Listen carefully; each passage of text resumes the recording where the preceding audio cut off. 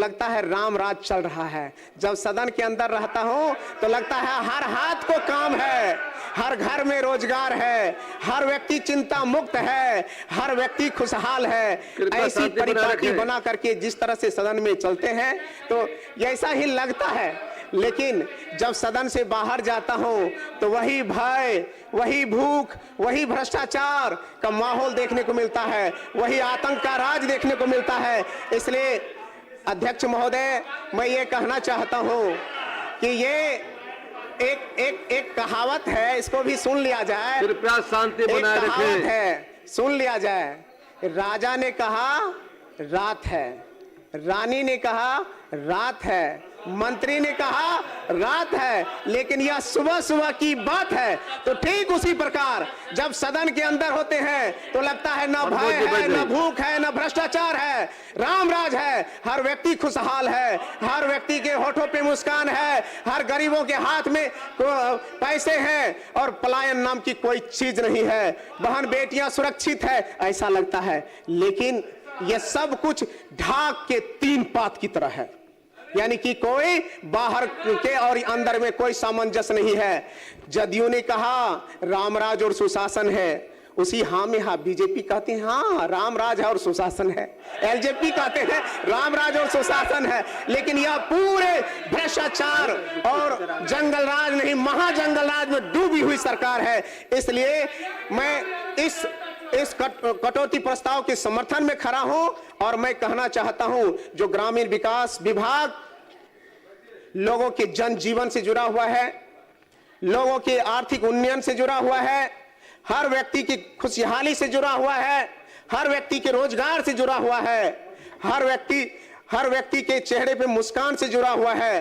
कल कारखाने और उद्योग में स्थापित होकर के पलायन से रुक करके अपने घर में अपने परिवार के साथ रोजगार और जीवन को जीने का विषय से जुड़ा हुआ है। महोदय, मैं ये कहना चाहता हूं, इतने बेहतर विभाग, इतनी संभावनाओं से युक्त विभाग, अभी माननीय मंत्री जी ने कहा कि 23,000 करोड़ रुपए की यह बजट वाला विभाग है, जो पिछले साल मात्र 16,000 करोड़ का था। तो ठीक है, बढ़ाइए। लेकिन मैं यह कहना चाहता हूं कि इस विभाग में जितनी ज्यादा संभावनाएं हैं, जितनी ज्यादा हर व्यक्ति को खुशहाल करने के एक एक तरीके और चीजें मौजूद है, लेकिन अगर थोड़े से हम लोग भ्रष्टाचार, थोड़े से अपनी जिम्मेवारी और थोड़े से अपनी सरकार की निगरानी में करना शुरू करें तो शायद लगता है कि यह खुशहाल होगा। लेकिन मैं कहना चाहता हूं, जिन सदस्य महोदय को पता नहीं हो, इस विभाग में मैं कार्यरत था, मैं पहले बीडीओ था और हमारे माननीय मंत्री जी उस दिन हमारे भी मंत्री थे, मैं कहता हूं। लेकिन माननीय मंत्री जी आदरणीय सरवन बाबू भी जानते हैं कि गौतम कृष्ण बीडीओ बनकर के सेवा करने के लिए आया था, लेकिन इसी विभाग का भ्रष्टाचार में वहां से लड़ करके मुझे यहां पहुंचाया है। इसलिए मैं अपने महिषी और नौहट्टा की जनता को दिल से धन्यवाद और सैल्यूट करता हूं। माननीय आदरणीय लालू प्रसाद यादव जी और तेजस्वी यादव जी को सैल्यूट करना चाहता हूं, जिन्होंने गौतम कृष्ण से एक साधारण कार्यकर्ता को, जिसने ईमान को, स्वाभिमान को देखा और उसने अपना नैतिकता और समर्थन दे करके बीडीओ से विधायक बना करके आपके साथ, आपके सम्मुख खड़ा होने का अवसर दिया है। तो मैं तो कहता हूं, यह विभाग कैसा है उसका प्रत्यक्ष उदाहरण मैं हूं। और मेरे रिजाइन लेटर आपको नेट पे मिल जाएगा अध्यक्ष महोदय, और उस समय की खामियों का मैंने जिक्र किया है। और रिजाइन करते हुए उस रिजाइन लेटर में मैंने लिखा था कि मात्र 14 महीने के जो संक्षिप्त मेरे कार्यकाल थे, 14 महीने के संक्षिप्त कार्यकाल में जो मैंने देखा है, 14 महीने एक ईमानदार अधिकारी को किस तरह से तंग किया जाता है, इसका जिक्र मैंने उसमें किया है। 14 महीने के कार्यकाल में किस तरह से मुझ पे अनर्गल आरोप लगाए गए थे और माननीय मंत्री जी ने बिना उस पे कुछ देखे सुने मुझ पे कार्रवाई किए थे। और मैं माननीय मंत्री जो की प्रति आभार व्यक्त करता हूं, शुक्रिया करता हूं और प्रणाम भी करता हूं। अगर आप भ्रष्टाचारियों का साथ नहीं दिए होते तो गौतम कृष्ण ईमान के साथ यहां खड़ा नहीं होता।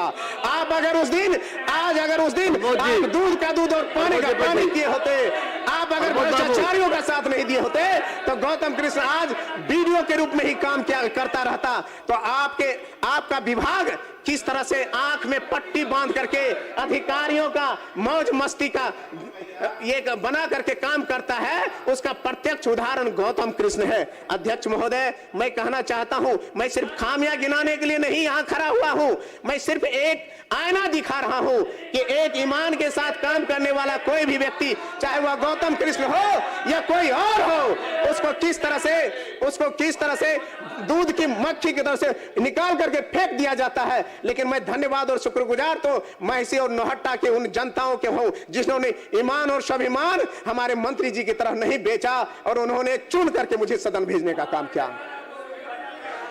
मैं यही कहना चाहता हूं अध्यक्ष महोदय, जिस प्रासंगिक विषय के आलोक में मैं यहां खड़ा हूं, इस विषय से कोई आदमी अछूता नहीं है। मनरेगा जब आया एक बड़ा संकल्प लेकर के आया, हर हाथ में रोजगार होगा, 100 दिन का रोजगार होगा, 15 दिन में उसको पैसे मिलेंगे, हर चीज होगा। लेकिन ये है क्या? ये भ्रष्टाचारियों और भ्रष्ट पदाधिकारियों में बदल गया है और जी राम जी हो गया है। और आज जी मनरेगा नाम बदलने से सर काम और चरित्र नहीं बदलेगा, इसलिए हमें नाम बदलने तक ही ये नहीं होना चाहिए, उसका चरित्र बदलना चाहिए। आज जिस तरह से कोई भी इसमें माननीय सदस्य होंगे, उस सबको पता है कि भ्रष्टाचार में लगभग 60% पैसा पहले चढ़ावा में ही चला जाता है। ये आलम है हमारे मनरेगा का। आदरणीय अध्यक्ष महोदय, मैं ये कहना चाहता हूं अध्यक्ष महोदय, प्रधानमंत्री आवास योजना जो है ये गरीब बेघर दलाल और बिचौलियों का माला माल करने का जगह है। अध्यक्ष महोदय, ये प्रधानमंत्री आवास योजना कागज पे तो लगता है, कोई भी आदमी बेघर नहीं है, हर व्यक्ति के ऊपर में छत है। लेकिन मैं जिक्र करना चाहता हूं अपने ही विधानसभा का कि मेरा विधानसभा, मैं इसी विधानसभा है, उसका कोसी का इलाका है, जिस कोसी के इलाका में 17 से 18 पंचायत कोसी के बांध के बीच पेट में बसता है। महोदय, एक बार किसी से दिखवा लिया जाए, किसी के घर पे छत और पक्का मकान नहीं होगा। ये प्रधानमंत्री आवास योजना का खुलेआम लूट नहीं तो और क्या है। कागज पे तो लगता है कि पूरे तरह से चकाचौंध है, अब कागज पे लगता है किसी को घर देने के लिए बचा नहीं है, लेकिन हकीकत है कि 20,000 रुपए का घूस सरेआम चलता है और 20,000 बाद में जो मजदूरी मिलता है वो भी लूट लिया जाता है। डीबीटी है ना महोदय, अब डीबीटी के माध्यम से महोदय मैं कहना चाहता हूं, अब तो व्यवस्था डीबीटी की हो गई है। ये कांग्रेस के राज में था, कहते थे 100 रुपया भेजते जा करके हैं और गरीबों को नहीं पहुंचता, मात्र 10 रुपया पहुंचता था। जब से माननीय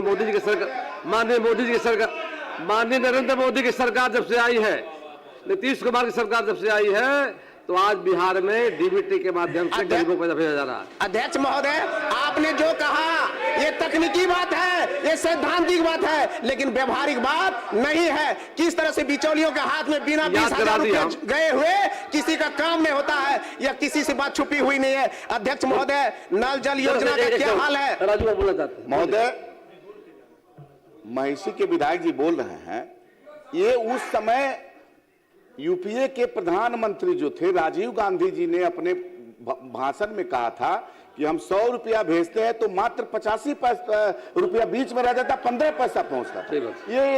ये इनके गठबंधन के नेता बोले हैं। अब पहले का क्या था महोदय, ये इनके नेता बोल चुके हैं, इनको स्मरण करना चाहिए, उस पर भी कुछ बोलना चाहिए महोदय। क्या होता था, कितना पहुंचता था?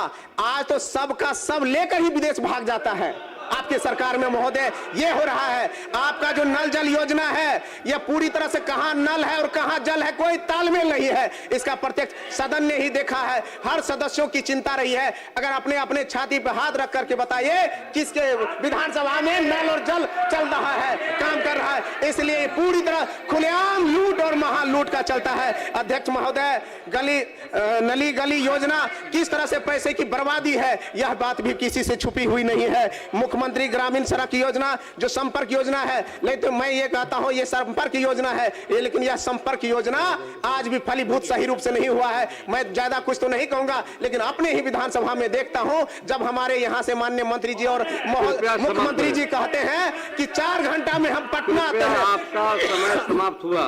जब कहते हैं कि 4 घंटा में कोई भी कहीं से भी पटना आ सकता है। अध्यक्ष महोदय 1 मिनट, तो हम कहते हैं कि मेरे महिषी विधानसभा में एक छोर से दूसरे छोर अगर कोई 4 घंटा में जाकर के दिखा दे तो मैं मानूंगा कि सरकार जो कहती है वो बात सही है।